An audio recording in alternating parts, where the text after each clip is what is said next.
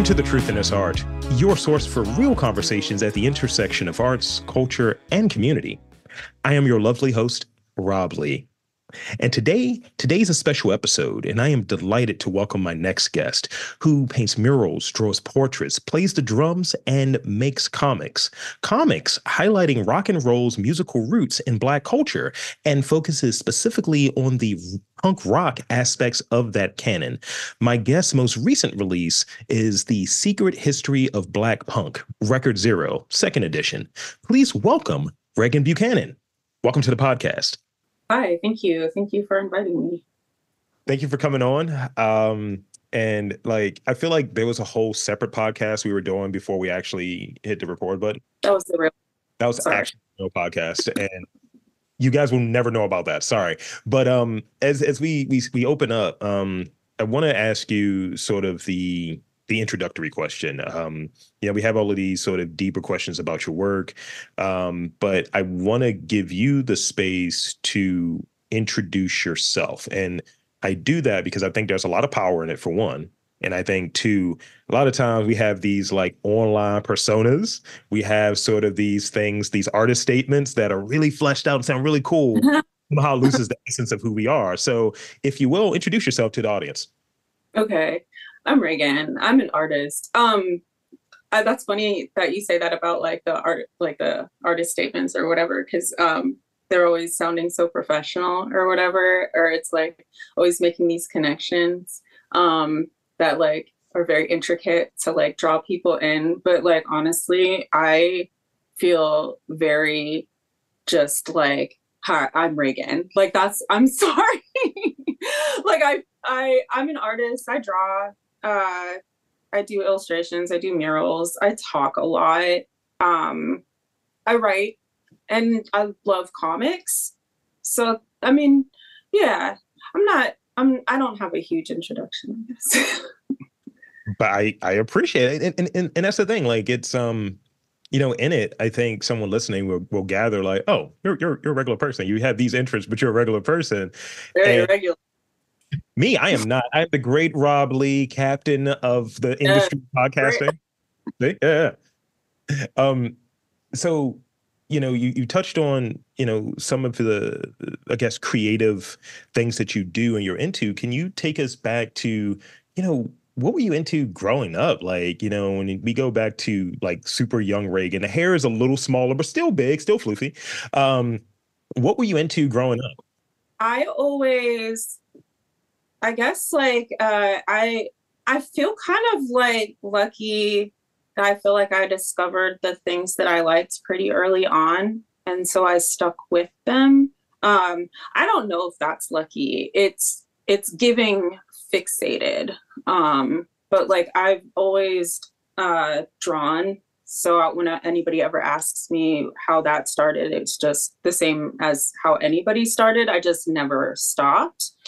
I had older brothers who listened to music, and I just, wanted to be them. And they, read comics and stuff like that. So I was always hanging around their door, trying to get in their room, trying to listen to the music that they listened to, and trying to like read their comics and stuff like that. There was a comic book shop that was about 4 blocks away from my house. So that was like a really cool thing. I think I started collecting, I forget now, I mix things up now, but somewhere between 10 and 12 was when I started reading comic books, like for real. I remember about when I started, they re-released The Sandman, so that it would come out from the beginning every week. So whatever year that was probably when I started reading comics. And so that, I just remember kind of like I was one of those kids. I went to a Catholic grade school and I was bullied pretty heavily. And so, going to get comics or whatever and reading, that was just like, for me, a very kind of like little slice of heaven type of thing, because there was like, those 20-minute periods of time where you like could be engrossed in something, then you didn't have to worry about all the stuff that you can't control as like a kid or whatever. So yeah, I've always pretty much been art, comics, music. Yeah, I guess. Yeah, I don't have a really big trajectory. No. I mean, I love it, and the sibling thing definitely connects. I'm the older sibling. I was the older sibling growing up, and then I learned that I had two half siblings who were older than me, so I was relegated to being the middle. I'm always the oldest sibling anyway. Uh-huh. Um, my brother always was like, "Yo, what kind of cologne Rob is on? Oh, you read that?" And just trying to get in my room, trying to get my stuff. I was like, "Where'd you get my hat? How'd you get my stuff? You can't fit that. What are you doing?" I definitely relate in that regard, and it's still a piece of that now too, especially when it comes to the comic thing. I have a stack. I always go to the free comic book days or even the conventions, and I love it. I have a bunch of books in the studio where I'm recording from, and when I talk with my nephew who's like it's about to be 15, I'm like, yo, Mhm. start reading these, bro. Like all of that other stuff, that's cool. You need to embrace the nerddom that I have. Yeah, I have a nephew, my sister's kid who I kind of tried to, you know, show her older kids like art and kind of tried to get them into it, which they weren't not into it. They just like this one, it took like her youngest child or whatever. And it's like super cute because he will talk about coming on like murals with me. He'll talk to my friends will give him advice. They're like, don't let her like cut you out. You need to ask for 50%. And they'll be like, what color scheme should she use? Like, you have to like do some work so then she can pay you more. And I'm like, I'm gonna give him $20. No, I'm just kidding. But you know, it's really cute to see like it was I understand, yeah, my brothers were probably like, okay, you're annoying, but it is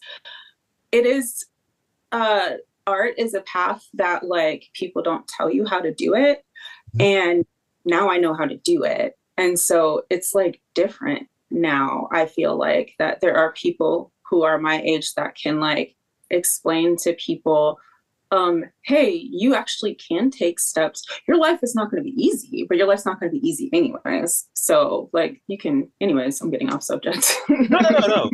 I think it's a good segue. You're good. I think it's a good segue into sort of this next question. In that, you listen to one, and it's always great. It's always great when someone can say, "Yo, I listened to this episode when you said this." I was like, "Oh, it's a good feeling. It's a good feeling for me as a podcaster. No one's listening, but you were listening, and you I know." was One of the things that I got, from my parents growing up that kind of shifted the trajectory that I went on, but I eventually came back to it was doing something creative. As you listen to, I wanted to be a comic book artist when I was younger, and then, I had this period where I was a rapper. It wasn't good. It wasn't the great period at all. This was around. Do the tapes exist? Can you? They do not. Wink, Um, wink, hint, hint. They're somewhere in a drop somewhere. But this is when I thought I was also going to be into the punk scene pretty big. It was yeah, it was some interesting things. It was an interesting period, just trying to find like a community and all of that stuff. But specifically looking at pursuing something creative, I had to do it on my own terms. That's how I got into doing this. So for you, when did you first know like, all right, I really need to like lock in. This is going to be something that's more than just a hobby. This is going to be something creatively, all the creative things that you do. This is going to be something that takes up time, energy, money, resources. When did you come to that sort of conclusion about comics or about like art? about art, just generally, just being in the creative space? Um, I've never. So when I was growing up, the kind of uh, the more prevalent thought was that you couldn't be an artist. You were never going to pay your bills as an artist.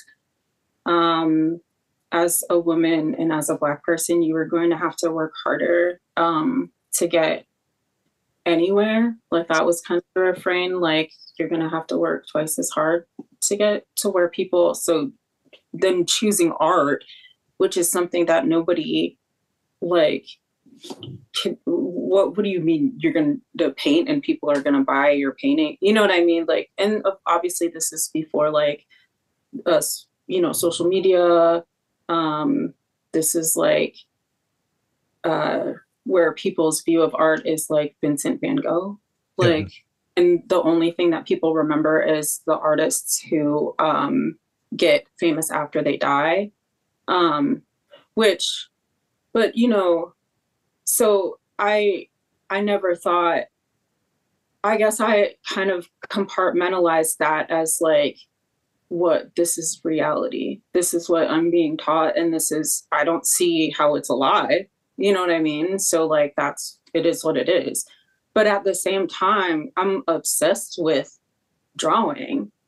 And so I was like the kid in, my grade school that like, people would give me like a dime to draw, like like in fifth grade or whatever, like whatever cartoon character they liked, and it's like, can you draw me, like stuff like that.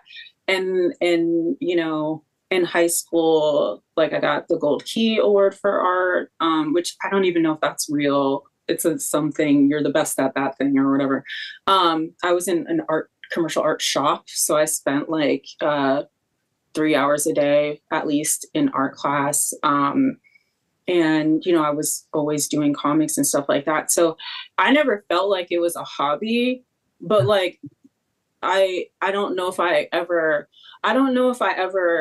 even now think things through. They just happen. Things just happen to me.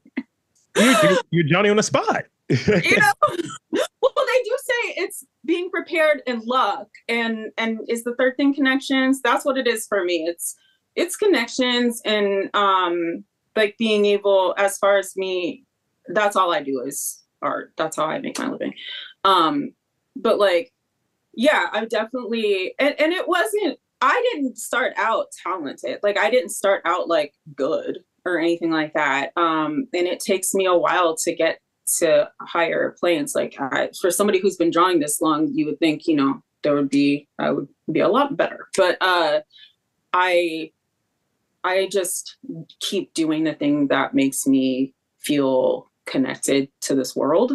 Yeah. And so, they're just like, there isn't anything else for me to do.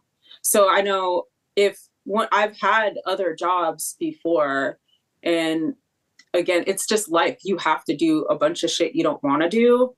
But I never cared about any other job or anything like that, which it's probably normal. No.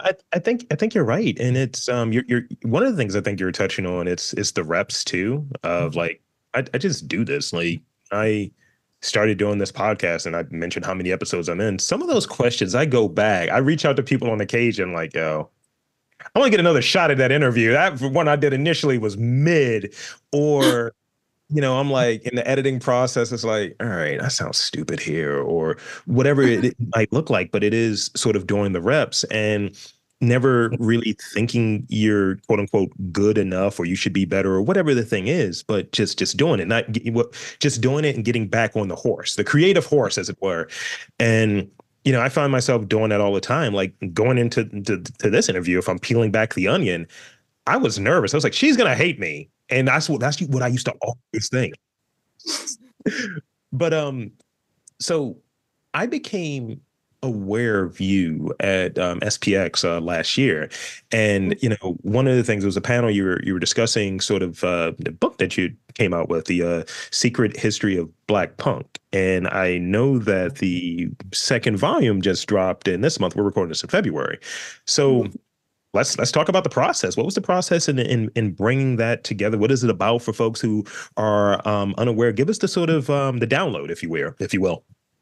So the Secret History of Black Punk is about like the different bands that are like different punk bands, basically. That I think that most of them have either singled out the Black person in the band, or chose bands that had all Black members, and it's kind of put together in like a style that's like collagey, and then there's some sequential art, and then there's just some like full splash page type things, which I like to joke about because they're it like I think it was maybe the Wizard Guide. I think it was like a criticism at like then where like if people did too many splash pages, they're like, oh, you can't do people who like a comment from from that time in comments where they're like, oh, you can't make all these splash pages. Splash pages are fun and easy to do, but you can't like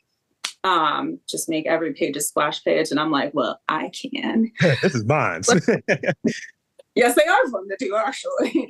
I try to get myself away from that now. But yeah, it's just kind of like a roll call of like different punk bands, and kind of like a little bit about Sister Rosetta Tharpe as the rock and roll roots of punk. And yeah, so the second edition or whatever it's called is it's the same as the first, but it just has a spine because I think it's sold out, but I'm pretty sure it's sold out the first run. And then like I guess universities or libraries or something were asking about a spine so that they could shelve it or whatever. It was very exciting to me or whatever. Also scary. But yeah, so that's what it's about. And then what was the other question? Sorry. No. Yeah, it's my job to keep us on track. So shout out. Okay, cool. I'll apologize. Yeah, you're good. You're good. No, I'm not supposed to apologize as much as I do. You're good. It's actually an admirable trait. So talk a bit about sort of the process of building out, like, there are histories like I was touching on before we got started. Like, I'm looking for people that one interest me, but also people that look like me and you are usually towards the forefront because I don't think they get those opportunities to have their story out there authentically, right? So Yeah. talk about the process of building it. Like, what was the research component like? What was sort of the art component like? Talk about that and like building this out, because this is combining multiple things: your illustration background, your music background, and your writing background, all of this kind of coming together. So talk about the process. Actually it started out as like, so I do a drawing challenge every year. I did one of those like, and so in October there are like all these drawing challenges where people draw like a picture a day. Do you know what I'm talking about? And I did that one year and I just like didn't like their prompts or whatever, or I just wasn't like super interested in, but I had wanted to practice more figure drawing. And so I guess the next year I just was looking for something to do that was like more interesting to me. And so I just chose like Black punk because I thought it would give me an opportunity to like find out more for, myself or people that I would like want to listen to. Because, and I always say this in a way like, maybe that's like blaming other people. I'm like, well, nobody told me about this. And I know that other people don't know too, you know what I mean? But I guess that kind of just about Black punk rockers or Black punk bands, But sometimes when I would find out about somebody, I would kind of be like sad for my younger self because punk rock, although kind of people now try to, I don't know, like fantasize it into being like a very safe space, it's like not, and it never was. It's just like any other like small group of people outside of like whatever society or a bigger group of people, you know what I mean? It doesn't transform it into being like safer or better or whatever. So I really wish I had been able to, reference like bands like Pure Hell or Death when I was feeling like sad or unsure of myself or like around people who were not so nice to me, like because you kind of can hang on to things, like you can learn about things and you can hang on to them, and like when people make you feel bad about yourself, you can be like reference those things. I feel like, well, at least this, you know what I mean? Like I don't not belong here because I know that I do belong here because Pure Hell is here, you know what I mean? Like a band of all Black punk rockers from like, the early days of punk. So right now I think a lot of people can have that information like readily available. A lot more people are aware of who like Sister Rosetta Tharpe is right now than I would have ever been, when I was in my 20s or anything like that. Or, um, you know, but like it's just that so I'm meandering. No, Anyways, no, what no. I'm trying to say is like I just wanted to learn more about these bands and things like that. And so doing a drawing challenge and kind of looking up information about them gave me a way to like focus on that band for a day and like kind of like delve into like that information. And I thought that sharing it with people would be helpful to people who like take in information the way that I do. Like I'm like one of those people that needs like the picture, I need to read about it, I need to do something about it, and then it can be in my memory a little bit more. So that's That's where it started from. That's where the like interest in like drawing like mass like Black bands and putting them together and researching them started from. Thank you. And big shout out. You'd mentioned a band called Death or what have you. And I remember watching the documentary done on them about what, 12 years ago? And I was like, Yeah. yeah, man, where's my leather jacket, man? I'm fucking doing it. What movie? There was a movie that they had like a leather jacket on the main character. I forget what it was called. Bigger Thomas is a character, but they had like I think the words to like politicians in my eyes and the main character's like leather jacket. I was like, oh, that's so cool. Anyways, go ahead. Yeah, I remember that and kind of being around it. And I feel like maybe this was more towards we had like different types of bands here. And I remember one of the first shows I went to was that friend I was describing before we got started. It was his band that he was like kicked out that week or what have you. He just wasn't performing that week. And I was just like, all right, cool. So I'm like going to the show with his band, and it felt weird. It felt like a weird space to be in, but I was like, oh Lord, like caught on the music and then the showmanship. It was a they were white dudes, but it was a horror themed like punk band. I was like, okay, this is great. I was like, you guys are all like horror movie characters. I love this. This is great. And then a chainsaw came out, a real chainsaw. I was like, oh, so this is what we're doing. I was like, are you seeing the Misfits? Are you seeing the Plasmatics? Who are you seeing? Like, I'm like, And, probably and a then I local. could, and then I could like dive further into that. And I'm thinking about it. I was like, oh, all of this stuff is already in my playlist. I'm already there. I just don't have the aesthetic. I don't present in that way. Yeah. And and then some of the folks like feeling and I think it ties back into feeling like I belong here, right? Like Yeah. when I was one of those dudes that became aware of like something like Afropunk for sake of argument. And it's Mhm. just like, oh, okay, here's the thing. And then, I had a conversation about that I'll share off mic with you that it's like, oh, this is now more so Coachella versus this other thing. But I look for that. I go to the seedy places. Like we have the, setup here. It's just like, I don't know if this bathroom works. Oh, someone's doing heroin? Fantastic.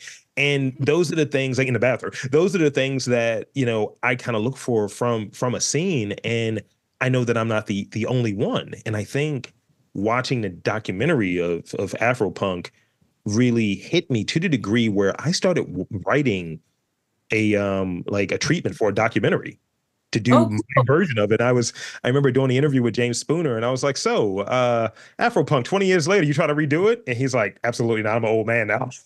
No, he should. I'm sure people ask him that all the time or whatever. But yeah, I definitely, that would be awesome. There's a lot of people who I know he feels good about all the people who kind of are doing research now and are like, it just seems like my friend Flora from AFA, she always calls it like a Black funk renaissance right now or whatever. And it's kind of like the amount of people who are into like this like rock based music or rock and roll based music is like kind of at an all-time high, at this point. And so there's just the same as all the times when there's bands, there's also then people who are doing journalistic work and taking photographs and documenting and like, putting together shows. and archives of things. So like I think it would be great for, I'm sure some people are doing documentary type things as we speak. Need a few more tattoos so I can be like less of a poser and just slide in. No, I'm just kidding. I want to get your take on sort of, from your vantage point. What's the discourse been like? What's the conversations been like? Like, I saw you at the panel like late last year, like September, I think. And and sort of this new volume this has the spine to it is out, dropping recently. How has that been for you? Like, I'll say this, like I got like best podcast in Baltimore a couple years ago, and it felt weird.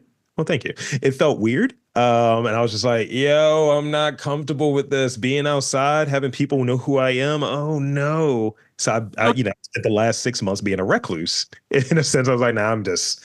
So what has that experience been like? It's not necessarily the dealing with fame, but having something that you help bring to the conversation, helping unearth and helping get into like the dialogue. What has that been like for you?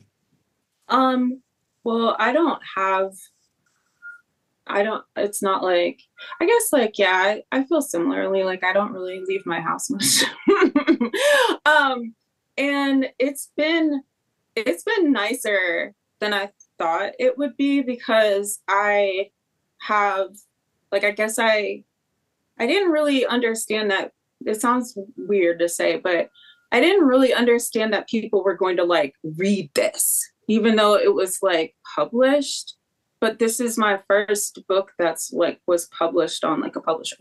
So I wasn't sure that, I didn't know people were gonna, ask me on panels or podcasts or whatever. It seems like it's kind of happening a little fast. Not based on my life, but just based on when the book came out or whatever. But people have been appreciative, and people have been like curious and nice. And it's just, I thought I would get more pushback than I have. And I think that maybe the people who would give me pushback are like either not reading it, which is fine with me, and or not being as like vocal or whatever. Again, which is fine with me, because I'm not really here to argue with people. And I don't think that like I said anything controversial. It's just that with punk rock specifically, and with, music in general, nobody agrees on anything. And so with my definition of punk being a lot larger than some people's, like I thought I would get some arguments there. And I think there's always going to be arguments about, the origins of rock and roll or whatever. And so when I put it squarely on Rosetta Tharpe, which is something that I believe or whatever, I feel like there's definitely room for people to argue about that. But I have only gotten a few people who wanted to argue with me at panels or whatever, which has been funny kind of. But other than that, people have reached out to thank me. There's people who are, still even now, like not very many Black people in their scene. So, they felt good about like having like a book like that out there and being able to read it. And people have discovered bands from it, which they've really liked. So I think, yeah, basically people have been very nice. So and thank you for that, because I think, I would get into these conversations with people. Like I'm a music fan. I like a broad variety. I used to do my own little mixtapes when burning CDs was a thing. And I remember I got into it with a friend who was like, and I could turn into, I'm an Aquarius Capricorn cusp. I could be very petty. And it was something that he was just like, man, you don't know music. And I was just like, you don't know music because you got kicked out of every band you were in. And so the smoke is real, right? But the thing is, we were debating emo, and it's sort of this thing of is a very myopic viewpoint of what it is, who's Yeah. allowed in it. And I see that it's sort of this, I don't like using the word erasure, but it is that sort of the people of color, the Black people who were involved in these different things or part of the scene from a very early point. Somehow they're not in it when it comes to your definition sometimes, you know what I mean? Certain people's definitions. And Oh that's yeah. I think your work kind of addresses. Mm-hmm. Yeah, I wish that I had been able.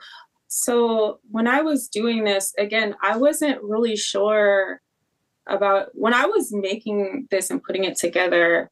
It's not like I had like a publishing deal on the horizon, you know? So I didn't know it was like gonna come out while I was like putting it together. I would hope that it would come out, but you know, I do a lot of self-publishing. So um I I guess I do wish that like I was able to put more information in it and go like, you know, deeper into and like include more bands and things like that.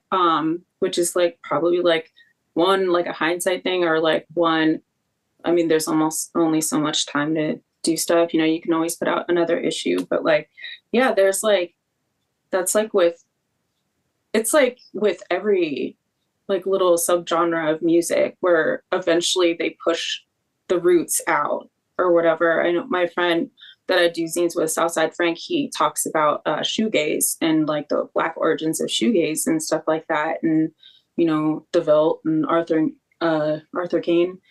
And I think right before this book came out, like I learned about Tina Bell from the band Bam Bam, where she, you know, she was in a grunge band, but they never mention her when they talk about grunge. And I understand that grunge is like a word that like the media made up, which all of these words are, but Right. all of these genres are made up to sell records. But it really changes, you know, things when you learn that stuff, like and it makes you it just does, I'm sorry, it just makes you more, it makes me more interested in it or whatever. It makes me know that there isn't going to be like, and I'm sorry if this is generalizing, but it's just my experience that I get pushed out of conversations. And it's not like people are like, stop talking. People ignore you.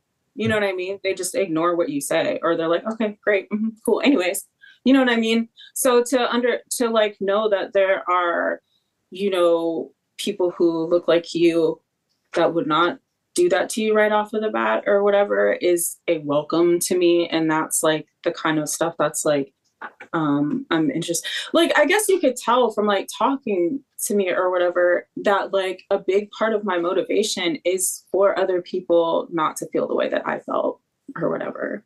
So every question you ask me ends up with an answer that is not the question you asked me, and I just like don't remember what the question is But the once thing I. is, I'm getting all of it out of you, though. That's the thing that's good about it. It's therapy with Robin.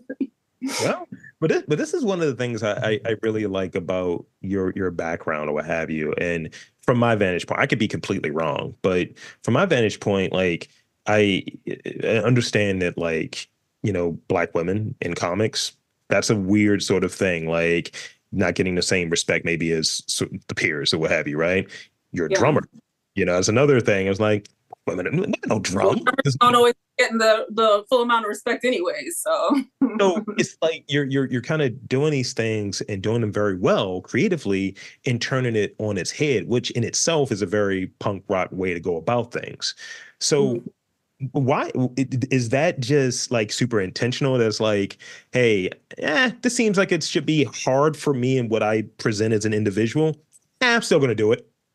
well, like I said, no, because not fully because I just chose what I wanted to do, and then I never when I was young and like didn't really examine it too much after that. With like drumming, um that was one thing that I wanted to pick up, like being a musician when I was younger, but I really wasn't. Like I was really discouraged from doing that because my parents wanted me to keep my head in the books and everything like that. And so it's easier to participate in a music scene when you are participating in that way in a band. I think I was very sick of not people not even knowing my name. Like I remember a lot of times being referred to as my boyfriend's girlfriend. You know what I mean? Like people didn't know my name. They knew that I was like this person's girlfriend or whatever. I remember I even in my first band that I started in Columbus, we immediately went over to Europe to tour. And I went to France. And the people's house that we stayed at, the girl was like, "Aren't you this guy's girlfriend?" And I'm like, in France, even place I've never been. And so it like I think I just like wanted to be like stand out as an individual and things like that or whatever. I'm not really sure sometimes of like my motivation. I know my parents raised all of, me and my brothers and sisters to be self-sufficient and like strong and stuff like that. And like I know there probably was like, some mixed messages of being like, oh, you can do whatever you want to do, but like not an artist. But I guess life is like that. Like, I don't know how your brain works. You probably ignore things sometimes. And sometimes they like, sometimes they shine through or whatever. And people talk about representation, which I do like think is, an important thing for younger kids to see. To see people holding the doors open for them or whatever. And so you kind of just gotta bite the bullet a little bit. If you feel self-conscious or if you feel like you're not going to be good at something or able to do something, just do it. I agree. I encounter that, and I got one more real question before we wrap up with the real fire ones. Yeah, like I encountered that. And it's sort of these little subtle things, and as I already established, I'm petty. When I'm like, oh, hold on, run that back again. Like I've heard for the longest time. I've been a podcaster for 15 years, right? Mm-hmm. And I'll hear, you don't look like a podcaster. It's like, what does that even mean?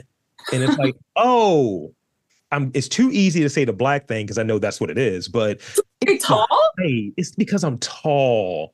Or it's because I'm bald. I'll say everything other than the obvious thing. I have a friend, my friend, Gabby, who's in this band, The Tulips. Yeah. She told me, I'm sorry, I'm telling other people's stories, but she told me that like she was like opening for, I can't remember what she was opening for, but you would like recognize the name. They were like an alternative rock band or whatever. And she's like got green hair and she's got a green guitar and like green clothes and she's warming up on stage.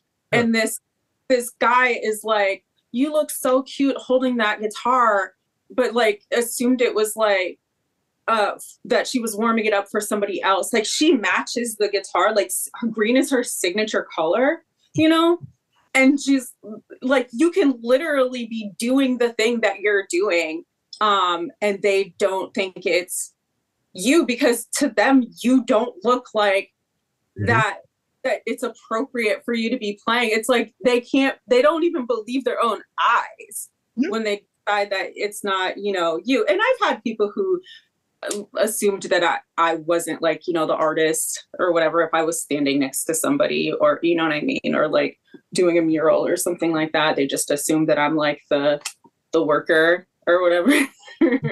That does happen. But if it happens to you all the time, I'm not even sure like, yeah, you're too tall to be a podcaster. Do they not make microphones that like reach your voice or something? I'll give you this before I move to this last question. That thing I was talking about, the sort of best podcaster thing. I was in line with my tickets to go in to this event, and I'm in the magazine.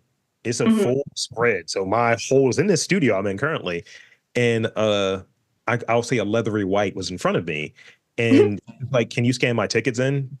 She obviously thought I worked there. She thought I was one of the, I'm wearing a lanyard that says winner. Right.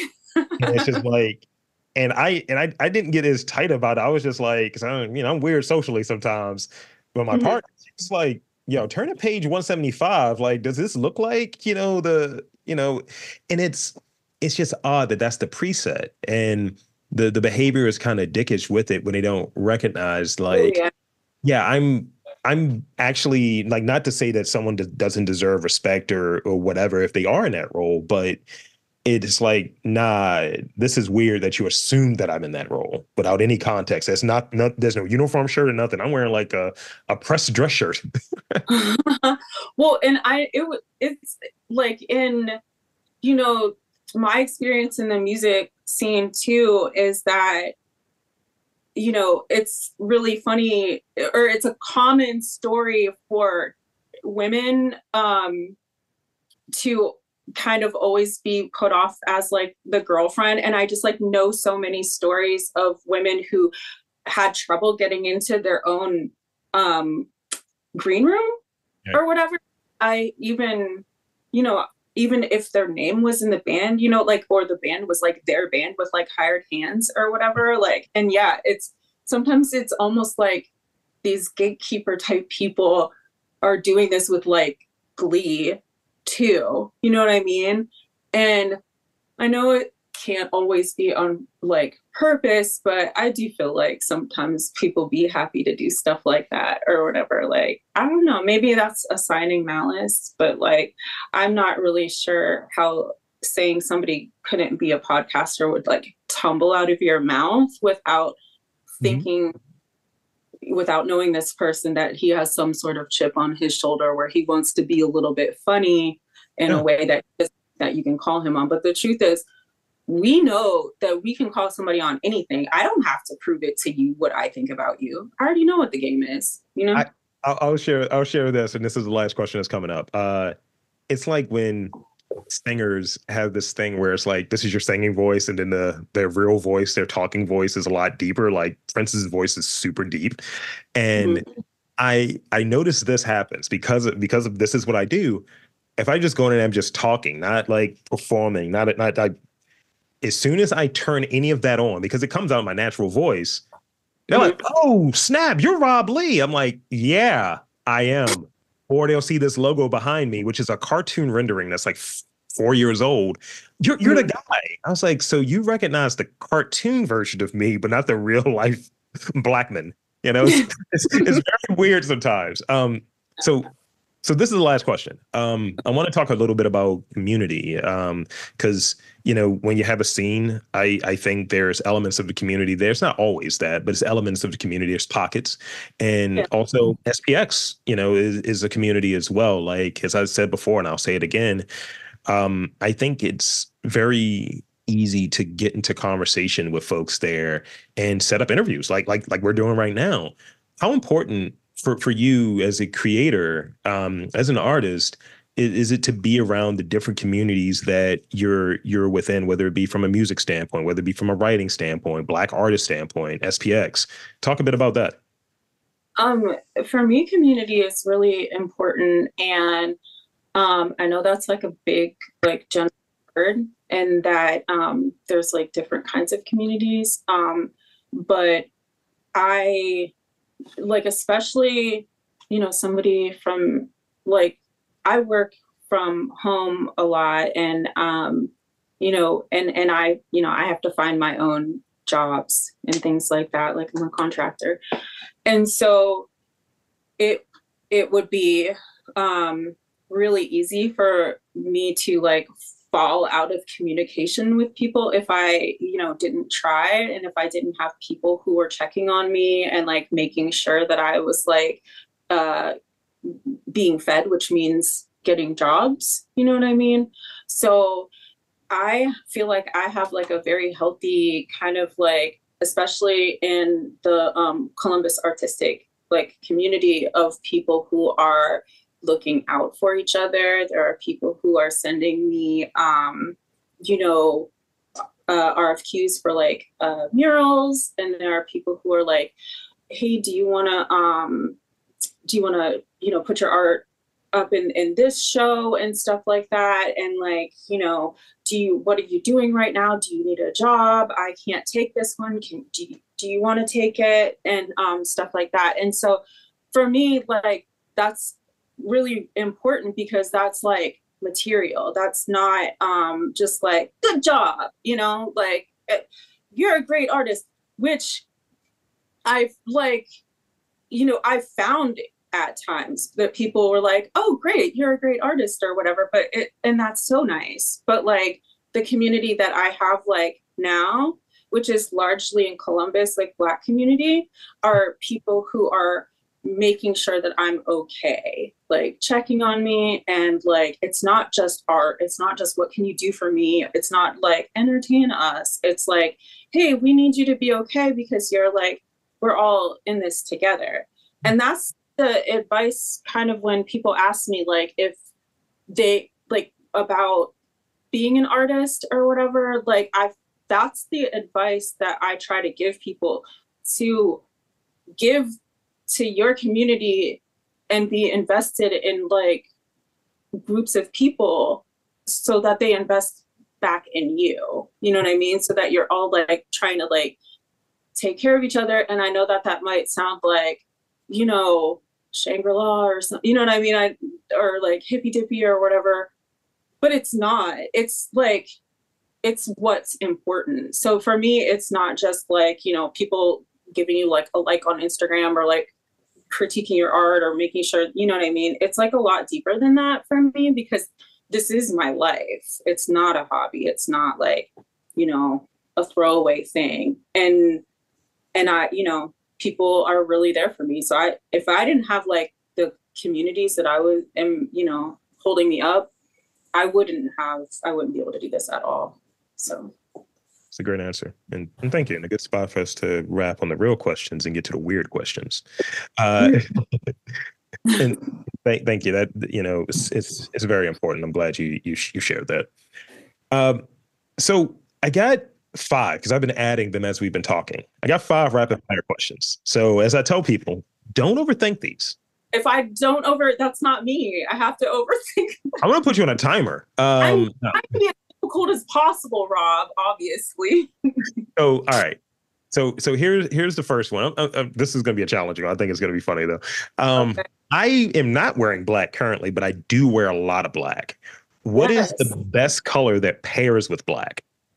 White, black and white. In my closet, there are some colors, but it's like, you know how Marge Simpson has like, everything is black and white. So my t-shirt right now is black and white.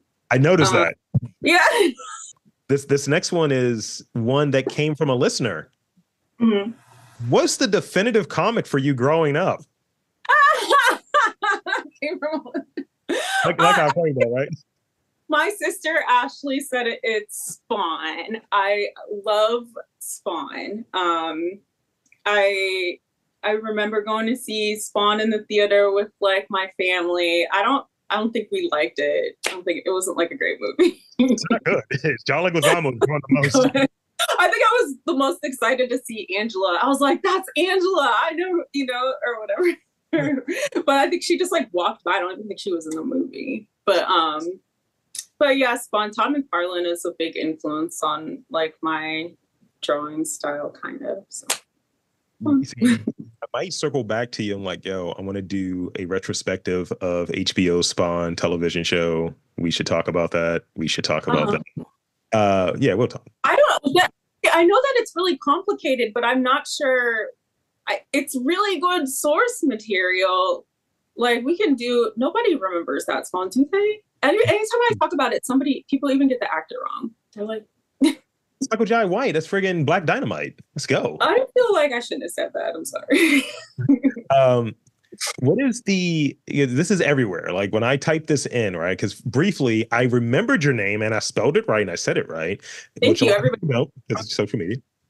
But I also typed and I was like, yeah, so Peppermint Raeghan. What is the origin of Peppermint Raeghan?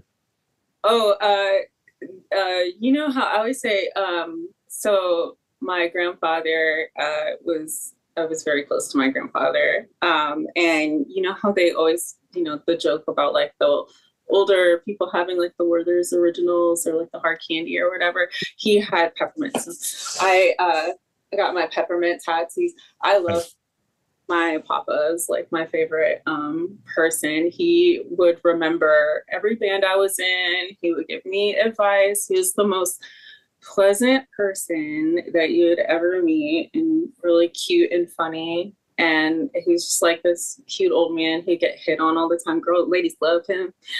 And he was just a sweetheart. And so I think about he passed a couple years ago, and I put him in like everything or whatever.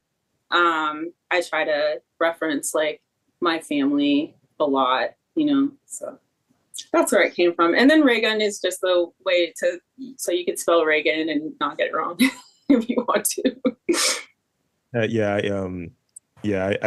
My name is just a regular ass name, Robert. Mm-hmm. I've been called Roberts with an S. I know I'm a big dude, but I'm not two people. I've been called Rabbit, and it's almost like a frog, like Ribbit. And I was just like, yeah. Massachusetts, like, why are you saying my name like this? So yeah, so this one is kind of circles back to what we talked about earlier. Thin crust or stuffed crust? Stuffed. I don't remember the last time I've had a thin crust pizza. Does that even exist anymore? I guess Donato's has thin crust pizza. Stuffed crust, because if we're gonna eat, let's get full. Love it. And this is the last one. I always ask people who draw this question because, as you know, I used to draw back in the day, and I still draw on occasion. I used to always have trouble drawing hands and feet. For you, what was your piece? What was your trouble point in drawing?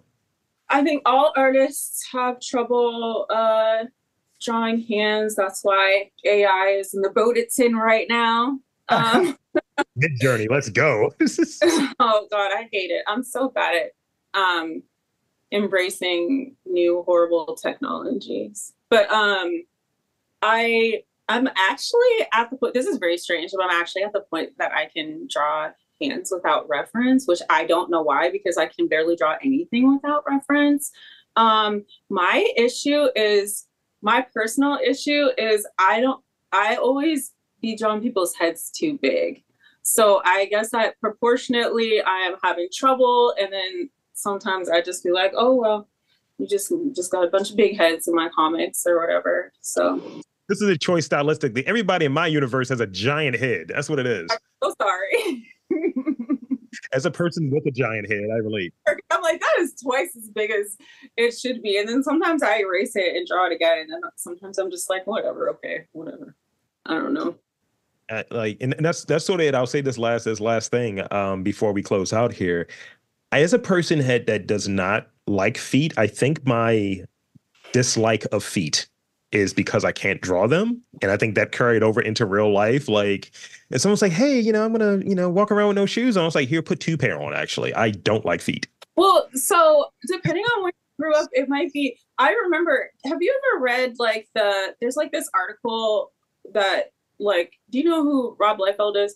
Like, there's this article where they kind of like go through all of the, like jokingly, all of the kind of like weird shit that he drew, you know what I mean? Like curved guns, like a million pouch, like the fucker in these pouches or whatever. And I think, and he always drew women's feet like that or whatever. Like he always drew them, they were standing on their tippy toes. And I remember reading that article and being like, oh gosh, like I remember being like influenced by his art and like not caring like where planes are. I'm sorry that I'm not really trying to talk shit or whatever, but like you can blame things on him and other people or whatever. I always draw stuff on people's feet, so they always have stuff on their feet. Like they always have combat boots on. So I've drawn a lot of combat boots, so like that's fine. But I also do this thing where I don't draw their feet. I just draw like gears instead of feet, because they're comics. Like, so I don't know why they need feet. Like they're not actually walking or whatever. They might be flying. I don't know. Like, feet are just a construct. Now I'm just sounding pretentious. It's real. So and I do remember the running bit about Rob Liefeld's stuff of it's a picture of Captain America, and it's like, yeah, why you got breasts, G? Like, why is he built like that? Yeah, the striations. Like, I remember, I definitely blamed my curved guns on Rob Liefeld. But everyone is on HGH in 5. So that's pretty much it for the podcast. There's two things I want to do as we close out. One, I want to thank you for making the time and coming on and chatting it up with me. And secondly, I want to invite and encourage you to share with the listeners website, social media, shameless plugs. This is what we do with this last part here, as you well know. Yeah, well, actually, it's pretty easy because if you spell my name right, you can unlock many things about me. But that's the hard part because it's hard to spell. But I think if you type in peppermint Raeghan, like the gun, like pew pew, like the Raeghan, then you can find my Instagram and my website, which is, I only have an Instagram for social media. So, because I hate technology. So. And there you have it, folks. I want to again thank Raeghan Buchanan for coming on and chopping it up with me and sharing a bit of her journey and her story and documenting these histories. And I'm Rob Lee, saying that there's art, culture, and community in and around your neck of the woods. You've just got to look for it.